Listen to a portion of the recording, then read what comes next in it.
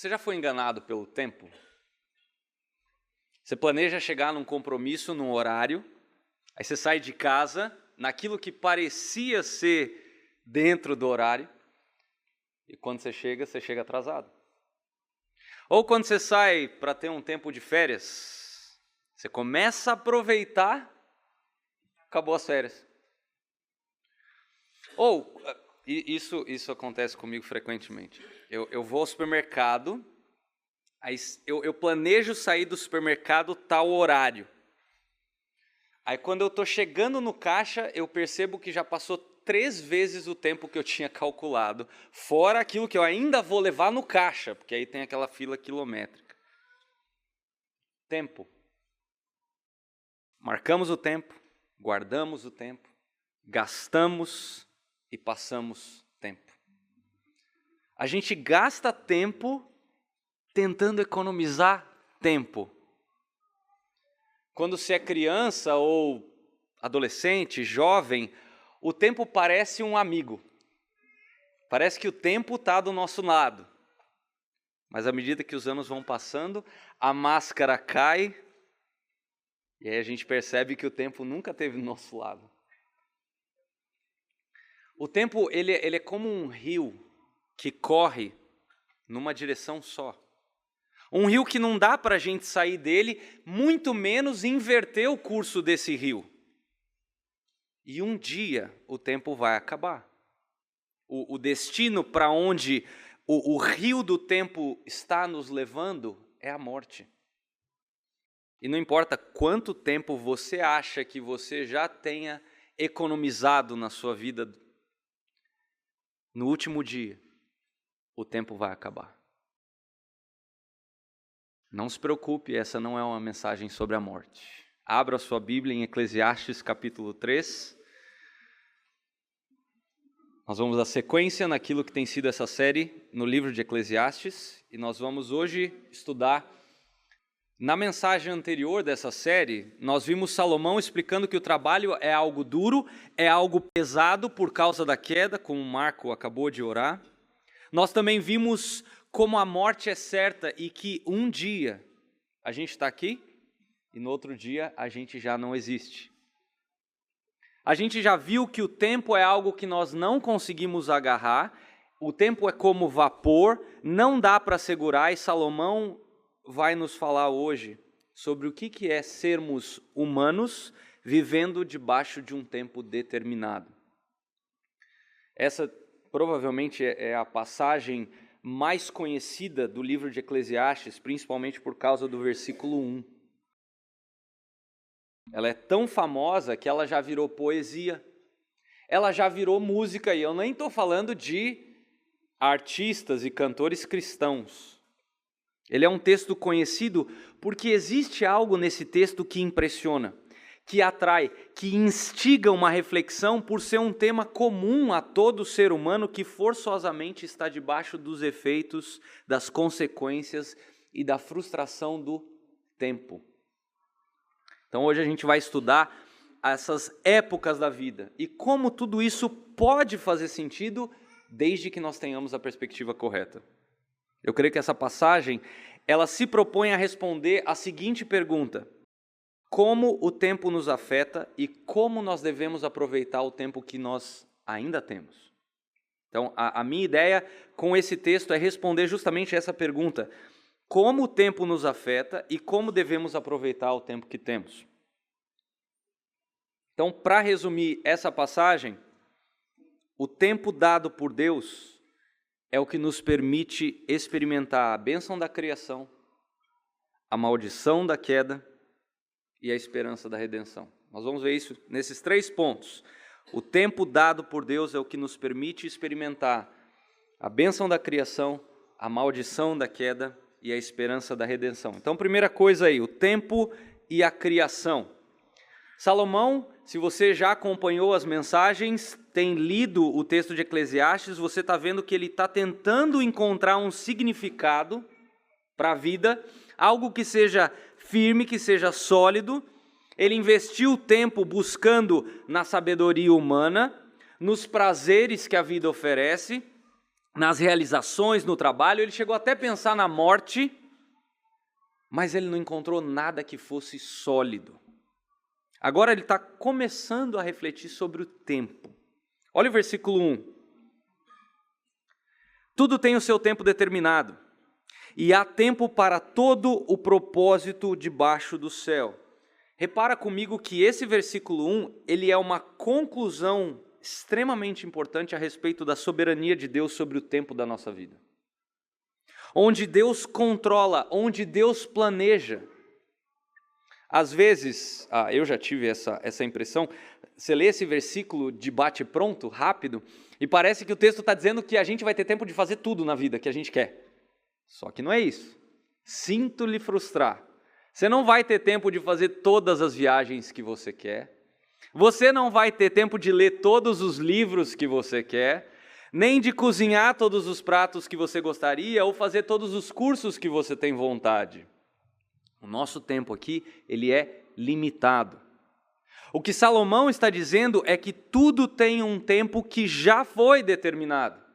E isso diz respeito à soberania absoluta de Deus em planejar e executar o seu plano em cada centímetro quadrado do universo, de forma que tudo acontece no momento certo. Deus criou o universo de maneira que nós podemos perceber esse controle de Deus. E isso nos permite descansar nessa bênção, de que existe um tempo certo, um tempo determinado e apropriado para tudo. Existem épocas da vida, existem estações do ano, momentos do dia que são para todo o tipo de experiência, que foram determinados por Ele e servem para o nosso descanso e também para a nossa alegria. Repare que Deus fez o mundo para passar por estações, por épocas, por fases diferentes que nos permitem apreciar a sua soberania. Há tempo para todas as coisas debaixo do sol. E é interessante que essa palavra aqui do versículo 1, traduzida por tempo, ela pode ser traduzida também por fase, por temporada. A tradução grega do Antigo Testamento, ela usa a expressão kairos, que é uma palavra muito mais ligada ao tempo ou uma época determinada, diferente daquela outra palavra, cronos, que é o tempo corrido, que é o que geralmente a gente lida. E em cima dessa tese que Salomão construiu aqui no versículo 1, ele vai provar sua tese como sendo verdadeira nos versículos que se seguem. Olha o versículo 2.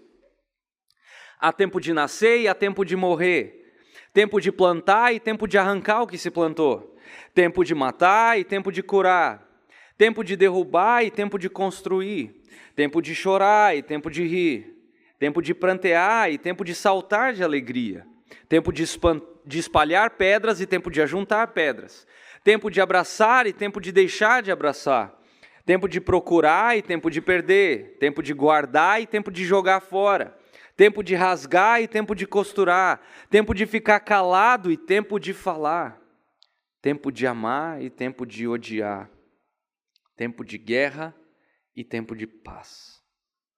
Isso aqui é um poema hebraico. Eu sei que poema para nós está muito mais ligado à rima, não, isso aqui para um judeu isso é um poema. E ele é particularmente interessante por alguns motivos. Primeira coisa, se você reparar no texto, ele usa 14 pares de contextos diversos. Na Bíblia, o número 7, ele representa a perfeição, a gente sabe disso, e o que curiosamente aqui nos mostra a perfeição do plano de Deus na vida do ser humano. Uma outra coisa interessante é que nesses pares nós vemos o conjunto da vida humana. Cada ponto que Salomão está usando aqui mostra um extremo, 2 polos. Isso é o todo daquilo que ele está falando. E aí no centro, a gente vê tudo que está entre esses 2 polos.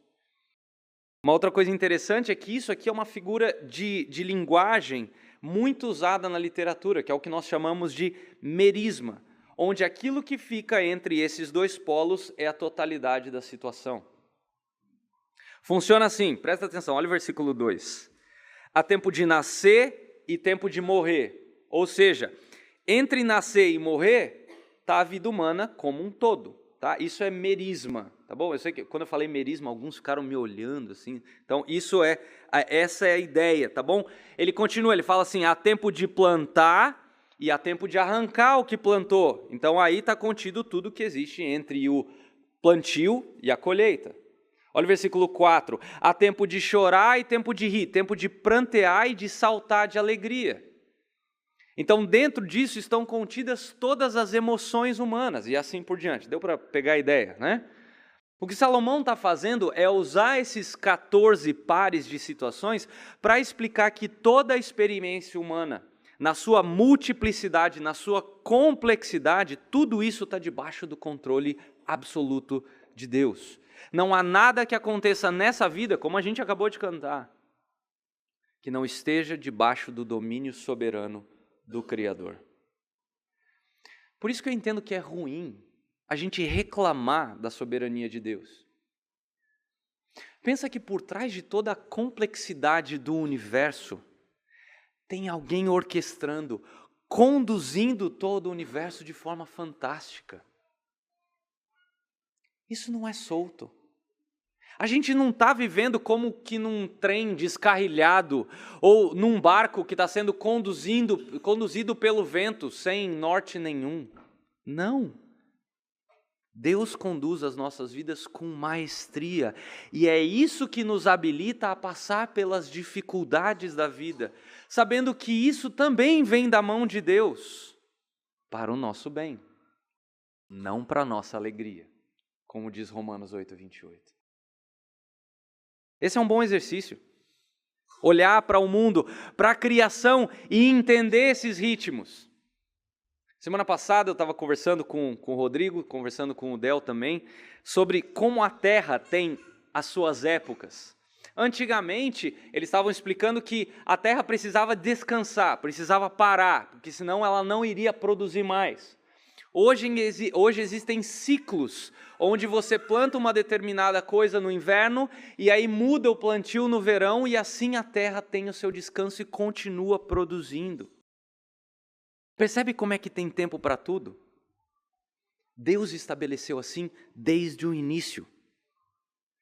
No capítulo 1, nós vimos que existem ciclos da natureza. O capítulo 1, ele vai falar, por exemplo, que o sol nasce e o sol se põe. Antes parecia algo corriqueiro, né? A gente que principalmente está na cidade aqui, você está dirigindo, vê o pôr do sol, que bonito, tal, vai embora. Né? Agora, dessa perspectiva de que é Deus que fez o pôr do sol acontecer, e Ele fez essa manhã o nascer do sol acontecer, a gente tem uma outra perspectiva, é Deus que orquestrou isso hoje de manhã. Como diz o Salmo 19, para que nós contemplemos a sua glória e nós o glorifiquemos por isso. Porque Ele está conduzindo tanto a nossa vida pequenininha, aqui nesse universo gigantesco, quanto o nascer do sol, que é algo maravilhoso e gigantesco. Isso também é verdadeiro a respeito de Deus quando Ele segura ou quando Ele manda a chuva. Muitas vezes, no meu coração egoísta, eu reclamo quando chove nas férias ou quando o final de semana está se aproximando, eu queria curtir o sol, mas aí justamente ouvindo a bênção que é o Rodrigo e o Del na minha vida, né? Um dia lá no grupo, eles estavam explicando da importância da chuva, para que o alimento chegue nas nossas mesas. Mas o problema com a minha reclamação foi ouvir a minha filha reclamando da chuva pouco tempo depois. De quem que ela copiou isso?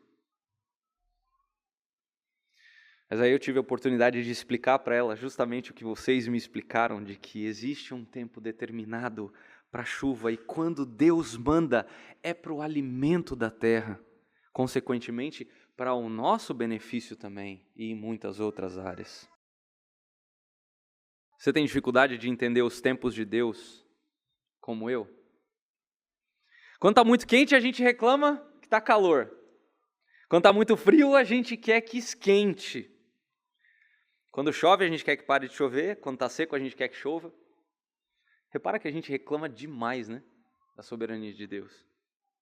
Ele fez o mundo para ter as suas épocas, as suas estações. E nós temos que aprender a aproveitar, a desfrutar disso. Repara que os animais, eles lidam com os tempos. Eu não sei se você já percebeu isso. Tudo tem um tempo certo, também na vida dos animais. Por exemplo, a águia.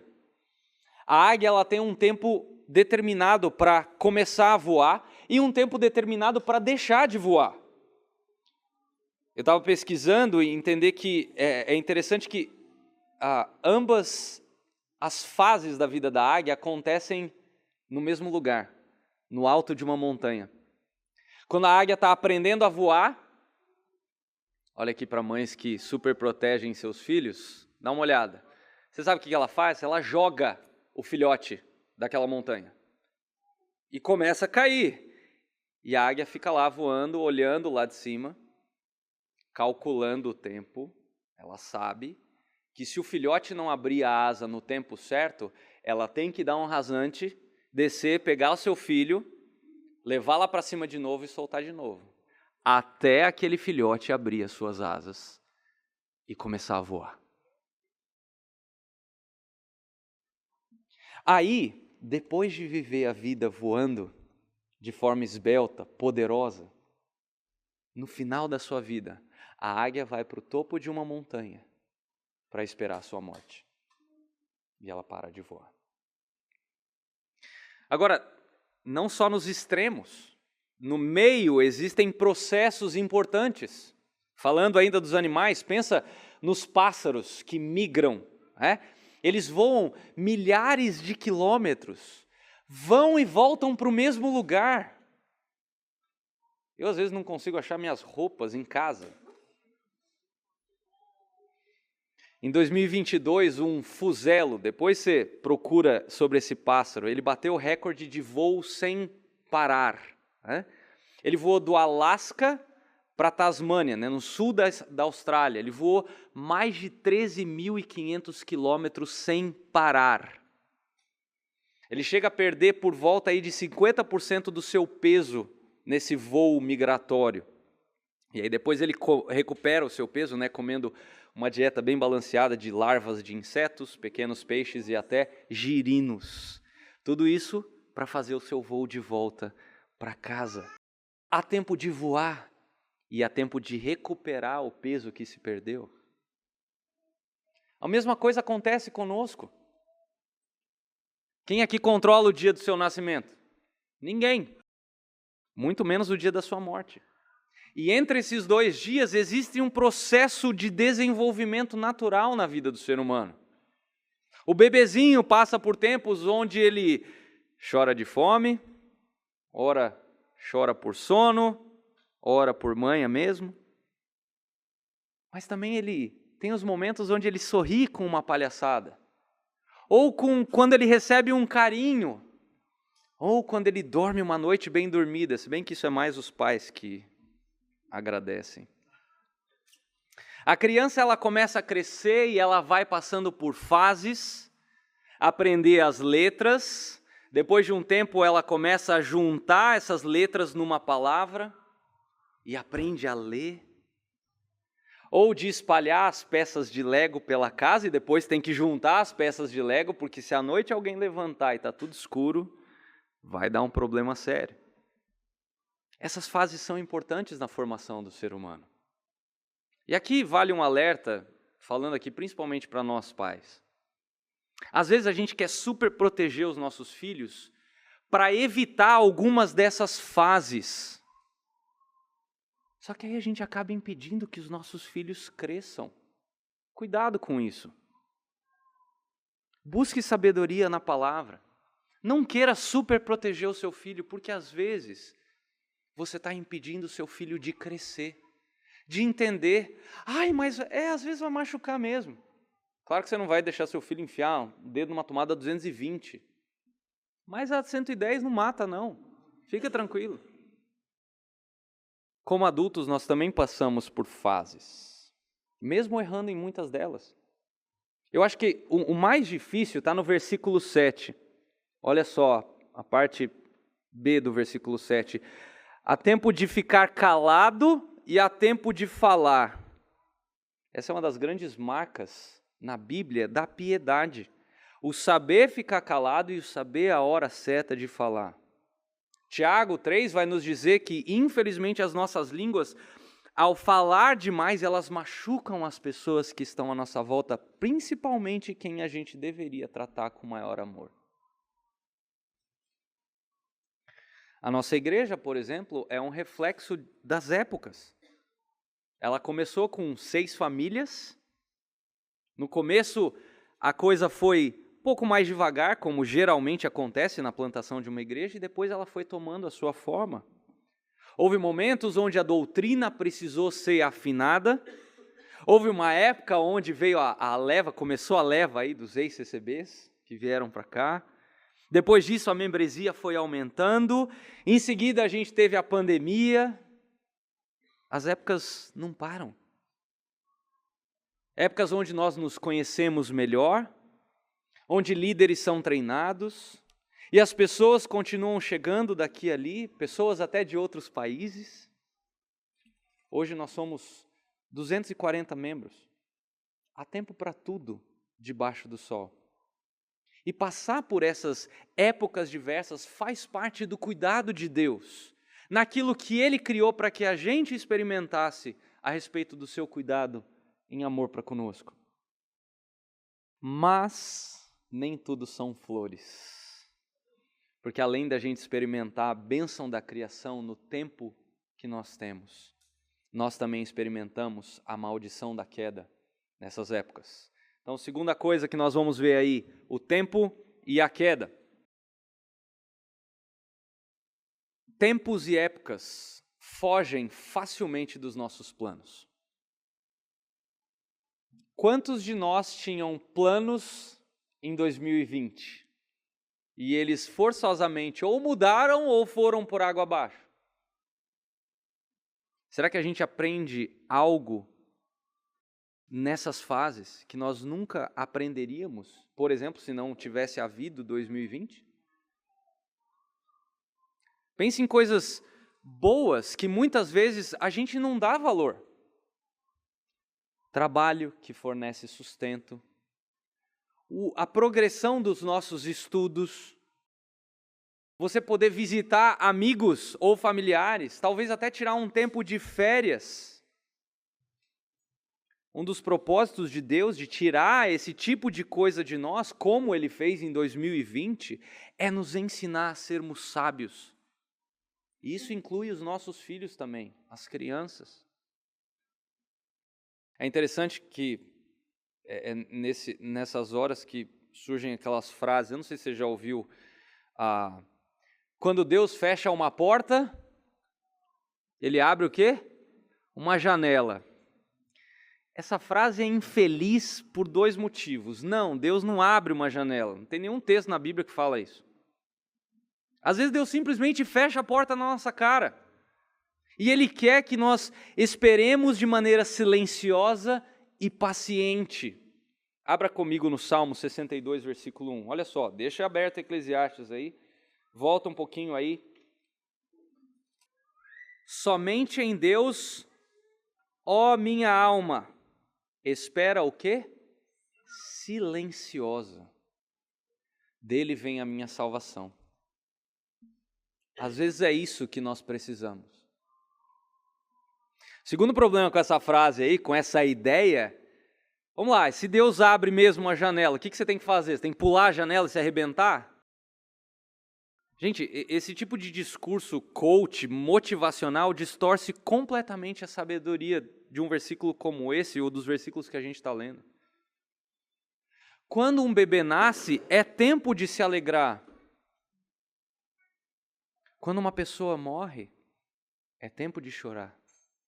Não confunda esses 2 momentos. Se submeta ao que esses momentos pedem de você.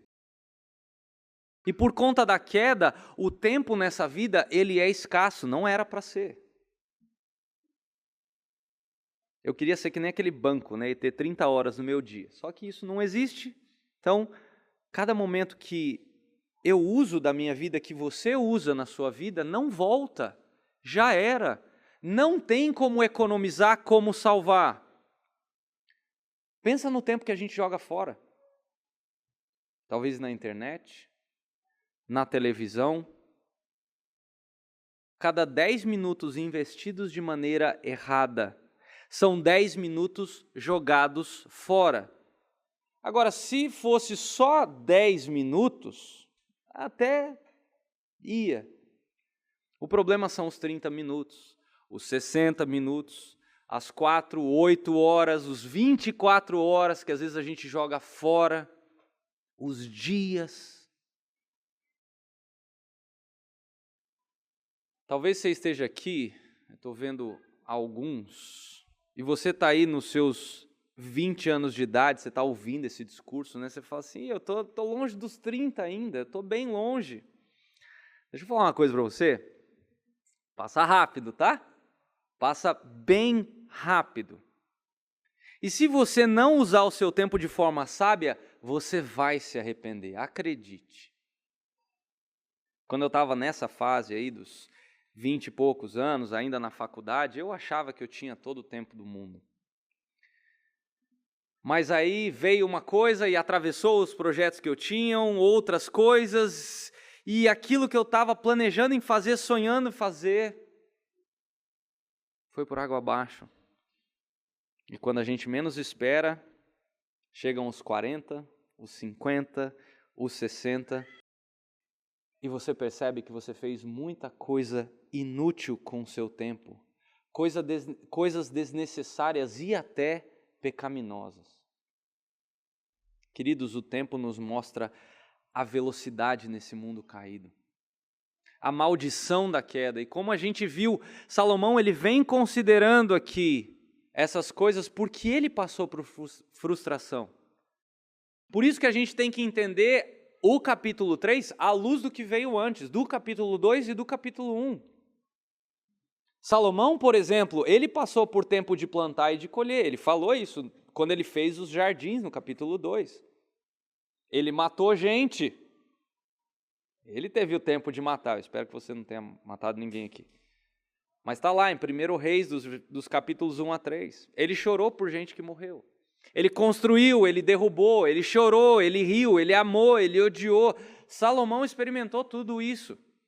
E ele está nos ensinando que o tempo é algo que faz o nosso coração doer. Você está no Salmo 64? Vai para o Salmo 90, que o Gabriel leu há pouco. Salmo 90. E ele é um salmo interessante, porque Moisés faz uma reflexão muito parecida com essa que nós estamos vendo de Salomão. Moisés está escrevendo isso antes de morrer, provavelmente já sabendo que ele não entraria na Terra Prometida.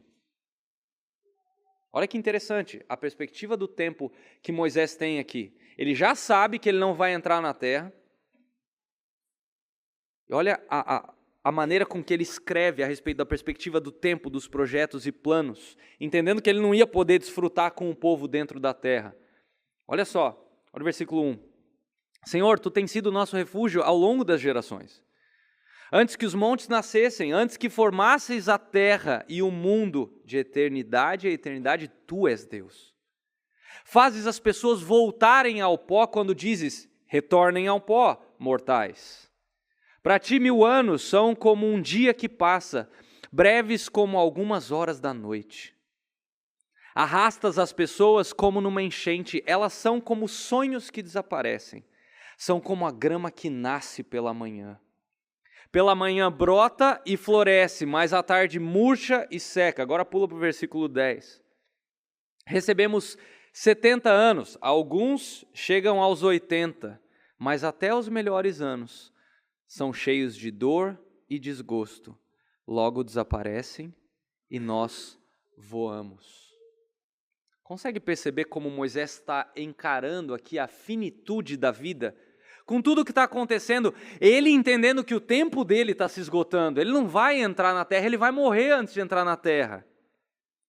Mas ele está aqui reconhecendo a grandeza de Deus, a sua justiça sobre os seres humanos e ao mesmo tempo ele fala sobre o sofrimento, sobre a velhice, sobre a canseira, ele mostra que ele entende que o Senhor está presente em tudo isso. Moisés entendia o fato de que existe uma contagem regressiva e que nós não temos a mínima ideia de quanto tempo falta. Agora volta para Eclesiastes 3. Porque todas essas coisas descritas por Salomão acontecem. Por quê? Por causa da maldição do pecado. A morte é talvez o melhor exemplo aqui quando ele fala há tempo de nascer e há tempo de morrer. A vida do ser humano, ela mudou radicalmente depois da queda. E aí a gente foca tanto nesses aspectos da queda que a gente começa a ficar sufocado. Já reparou que isso é tudo que o mundo conhece? Os efeitos da queda? E o problema é quando a gente vai para essa perspectiva, a gente acaba perdendo de vista o que realmente importa, que é viver a vida aqui, olhando com a perspectiva acima do sol. O mundo, ainda que perdido, ele percebe que tem alguma coisa errada. Pode ver, todas as religiões do mundo vão falar que tem alguma coisa errada com o ser humano. Quantos filmes, quantos seriados, quantas músicas, obras de arte vão retratar o fato de que esse mundo é quebrado. Só que eles não sabem o porquê. Eles tentam explicar, mas eles não conseguem. Eles bolam as teorias deles, as explicações mais diversas, mas a gente sabe que a única explicação correta vem da palavra de Deus. No dia que Adão escolheu desobedecer a Deus, desobediência é essa que nos representa. Foi uma escolha nossa. O mundo sofre por isso e ele sofre sem solução. Solução essa que nós temos. O Evangelho de Cristo. O eterno que se fez tempo, entregando a sua vida para aqueles que são temporais, para que eles fossem feitos eternos como Ele é. A dureza desse mundo caído, ele está refletido nesses versículos. É que experimentamos essas coisas que antes da queda não deveriam e nunca foram experimentadas. Pensa comigo, jovem tendo ataque cardíaco, adultos morrendo de câncer cedo, pais que enterram seus filhos, idosos que se arrastam na sua saúde, solidão, tristezas profundas, brigas em família por causa de dinheiro. Dá para continuar falando sobre as mazelas aqui, mas vocês entenderam o ponto. O tempo nos permite experimentar o quão doloroso é esse mundo, e isso nos traz insegurança, nos traz medo, ansiedade, faz com que a gente fique perplexo diante de notícias que o mundo traz, que são absurdas. Essa semana eu ouvi o seguinte, uma pessoa que estava gravando um vídeo e postando nas redes sociais. Abre aspas.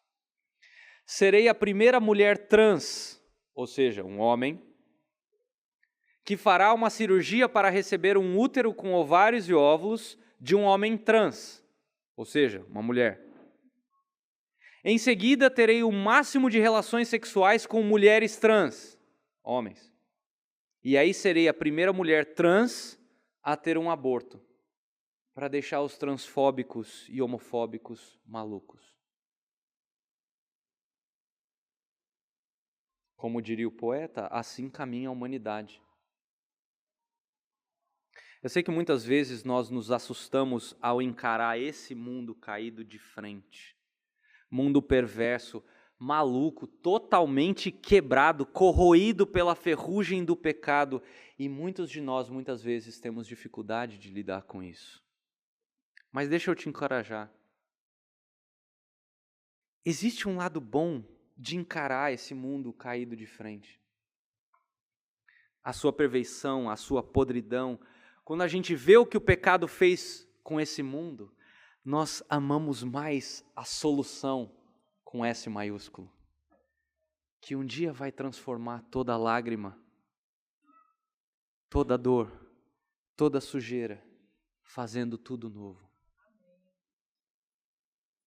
O problema é que quando nós tiramos os olhos de Cristo, a gente tenta controlar, agarrar o próprio tempo. Existe um tempo para brincar e um tempo para trabalhar. Mas muitos de nós não querem parar de brincar. Hoje esse é o métier do nosso mundo. O número de adultos infantilizados, pessoas que são consideradas adultas no seu RG, mas que se comportam como adolescentes, falando, fazendo piadinha, querendo brincar ao invés de viver como adultos. Agora, existe tempo para brincar e para trabalhar. E muitos não querem também parar de trabalhar. Essa incapacidade de parar e aproveitar as dádivas que vêm da mão de Deus, inclusive fruto do trabalho. Tem tempo que é para nós, para descanso, para alegria, para curtir, para aproveitar isso que Deus nos proporciona. Mas também tem tempos que nós temos que dedicar para os outros. Quantos de nós, homens, aqui que já casaram, tiveram dificuldade no começo do casamento de entender que era necessário investir tempo com a esposa? Espero que não tenha sido só eu. É necessário investir tempo. Ou quando chega um bebê, e agora tem que investir tempo, dividir a atenção com esse serzinho que exige atenção absoluta, tempo total.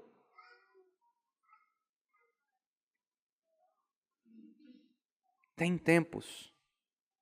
E é interessante que ele fala aqui que há tempo de rasgar. É interessante que essa ideia de rasgar as vestes em sinal de luto aqui é o que está ligado por trás dessa frase. Isso é importante para que hoje nós possamos rejeitar essa teologia podre que diz que crente não sofre, que o cristão não sofre, que ele não tem que passar pela dor.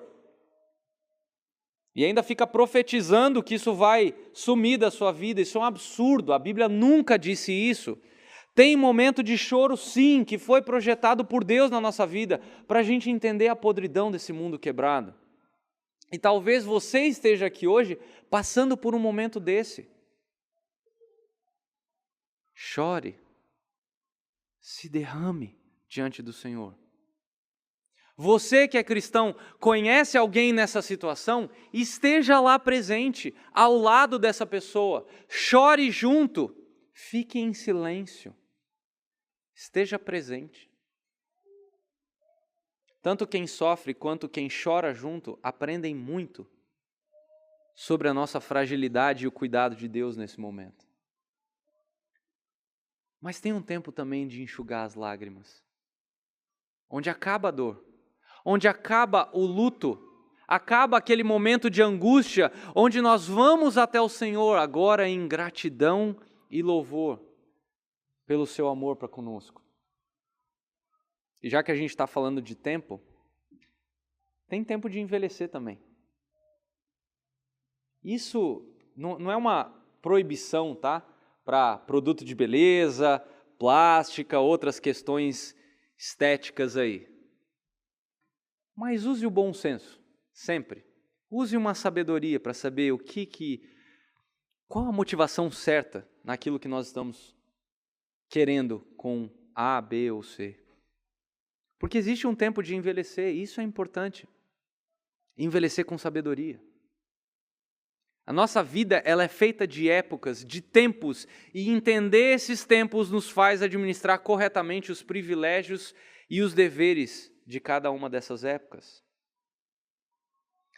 Agora, se você acha que vai conseguir segurar o tempo, agarrar a sua juventude para evitar que o tempo passe e você seja jovem para sempre, Salomão está nitidamente falando, seu tolo, você não consegue.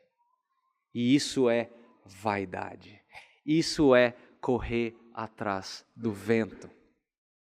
Então, a gente viu que o tempo nos permite apreciar, desfrutar as bênçãos da criação.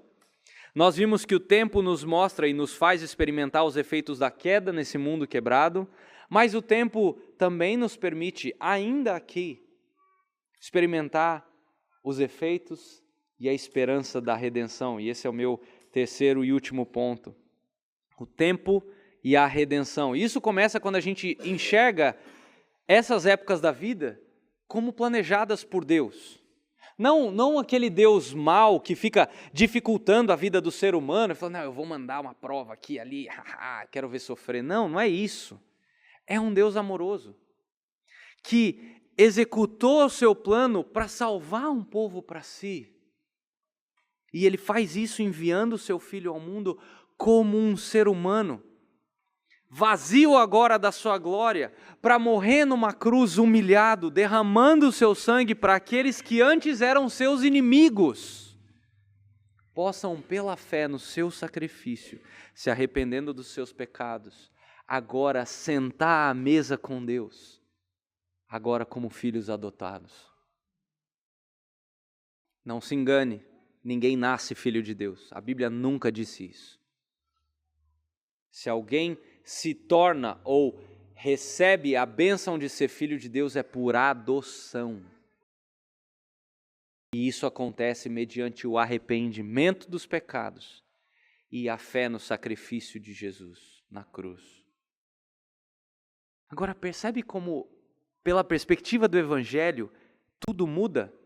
Essas descrições de Salomão não dizem respeito apenas à nossa vida, mas daquilo que Deus faz, daquilo que Deus planta e daquilo que Deus colhe, daquilo que, em determinados momentos, Deus se alegra e Deus se enfurece, onde Deus faz nascer e Deus faz morrer. Em Cristo, por exemplo, Ele nasce no tempo certo, ou como Paulo vai colocar, na plenitude do tempo, porque havia um tempo exato para Jesus nascer. Houve também um momento certo para o Salvador morrer. Lembra que Jesus falava assim, ainda não é chegada a minha hora, ainda não é chegada a minha... Lembra que ele falava isso? Mas teve um momento certo naquele jardim, onde ele falou, Judas, eu estou aqui. Agora chegou a minha hora. Jesus não se escondeu, ele foi voluntariamente. Há um tempo para tudo. Felizmente não parou aí, Porque Jesus, depois de morrer, ficou um tempo determinado ali naquele sepulcro, 3 dias, para na manhã daquele domingo ressuscitar, vencendo a morte, para que todo aquele que nele crê possa, através dele, vencer a morte eterna. Existe um tempo para falar e para ficar quieto, e quem melhor do que Jesus para nos ensinar isso? Jesus também entendia o momento certo de se alegrar. Ele fez vinho para beber com os seus amigos. Aquele vinho de carpinteiro com um toque amadeirado, como disse um amigo meu. Mas também houve um tempo de chorar.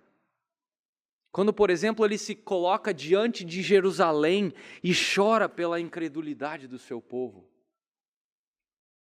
Jesus também se enfureceu. Lembra quando ele censurou os fariseus? Raça de víboras. Mas ao mesmo tempo Jesus soube amansar. Quando ele estava ensinando no monte sobre os pacificadores herdando o reino dos céus. Repara que por trás de tudo isso existia um objetivo traçado, que seria cumprido na cruz, mas que começou ali, no seu nascimento, de forma visível, mas isso começou lá atrás, antes da fundação do mundo. Mas ele veio, Salvador que nasceu para morrer por pecadores inimigos dele.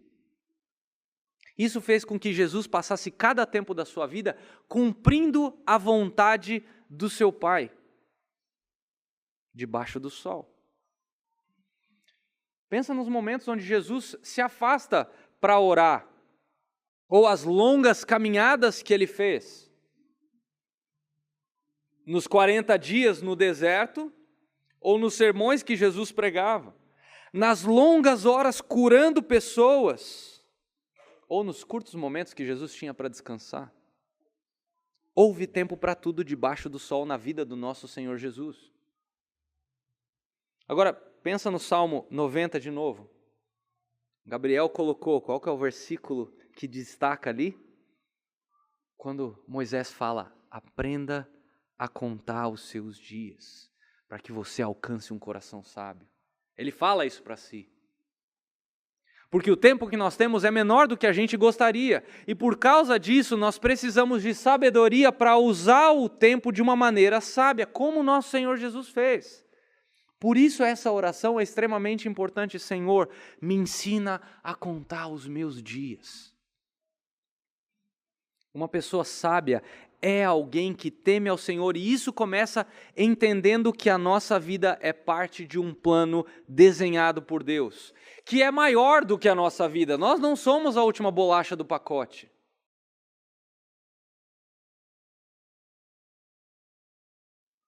Deus tem um plano que envolve o resgate de um povo. E é por isso que Paulo fala que todas as coisas cooperam para o bem daqueles que amam a Deus. De novo, bem da perspectiva de Deus e não para necessariamente a nossa alegria. É claro que Jesus, sendo Deus, ele sabia exatamente o que ele tinha que fazer, né? Ele sabia o que vinha a seguir, sabia o momento exato de falar, sabia o momento exato de ficar quieto. E aí você pode falar, eu não sou Jesus. Tudo bem, eu não sei o que vem a seguir. Mas aí que está a beleza de confiar na soberania de Deus. De fato, a gente não sabe o que vem pela frente. Mas a gente sabe que o condutor da nossa vida é o próprio Deus, e Ele sabe cada detalhe da nossa vida, e isso é o suficiente para eu descansar. Pensa, por exemplo, quando seus filhos entram no carro com você. Eles não sabem para onde eles estão indo, eles não sabem dirigir, ainda assim eles confiam em você tranquilamente. Tem uma música que exemplifica exatamente isso. A música chama-se O Tapeceiro, de Estênio Márcios. E ela pinta isso de forma fantástica. Presta atenção na letra dessa música. Ele fala o seguinte: o tapeceiro não se engana. Ele sabe o fim desde o começo. Trança 1000 voltas, 1000 desvios, sem perder o fio. Minha vida é obra de tapeçaria. É tecida de cores alegres e vivas, que fazem contraste no meio das cores nubladas e tristes. Se você olha do avesso, nem imagina o desfecho. No fim das contas, tudo se explica, tudo se encaixa, tudo coopera para o meu bem. Quando se vê pelo lado certo, muda-se logo a expressão do rosto, obra de arte para a honra e glória do tapeceiro. Quando se vê pelo lado certo, todas as cores da minha vida dignificam a Cristo, o tapeceiro. Um dia a gente vai entender melhor como cada momento, cada estação das nossas vidas se encaixa na grande obra de Deus. O problema é que hoje nós olhamos para a parte de trás desse tapete. E aí parece tudo bagunçado, aqueles fios todos confusos, fora de lugar, parece que está tudo errado. E isso nos leva a andarmos ansiosos, preocupados. Mas o Deus soberano, esse tapeceiro, Ele sabe. Essa é a tranquilidade de Moisés no Salmo 90.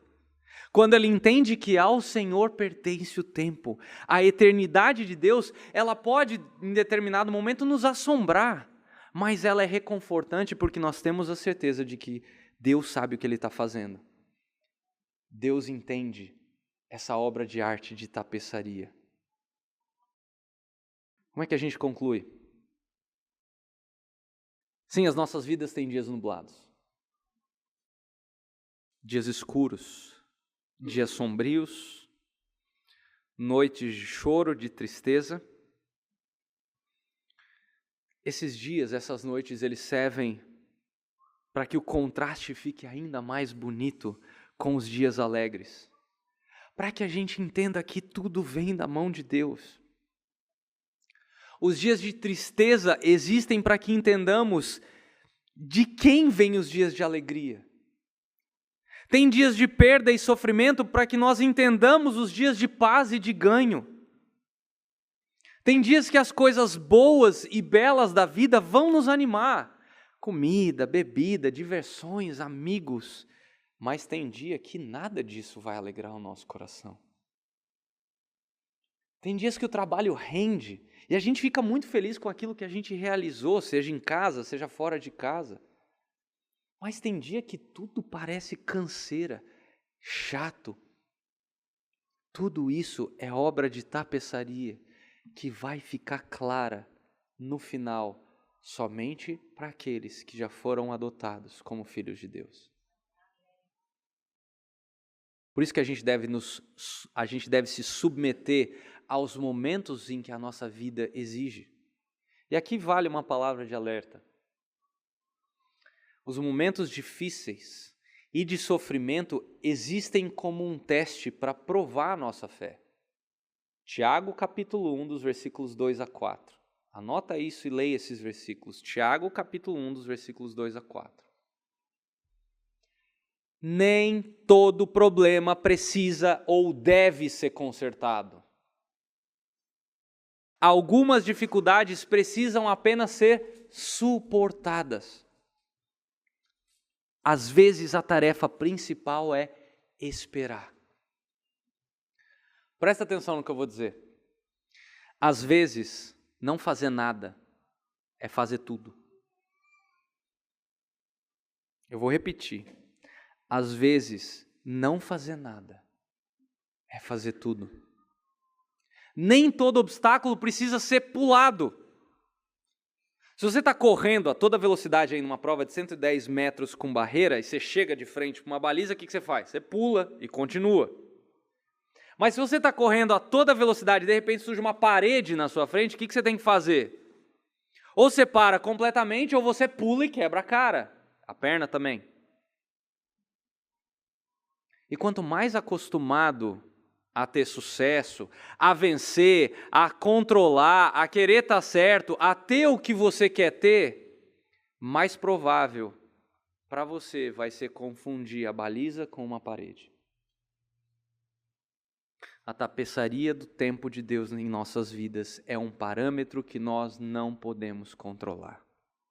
Seja ela de perda, seja ela de ganho, de misericórdia ou de juízo, de prosperidade ou de escassez. Prepare-se para o sofrimento, mas saiba que ele não vai durar para sempre. Tem um tempo determinado para tudo debaixo do sol. Meu irmão e minha irmã têm um relógio com uma contagem regressiva das nossas vidas e eu não faço a mínima ideia de quanto tempo você e eu temos. Só que a gente não precisa ter essa ideia.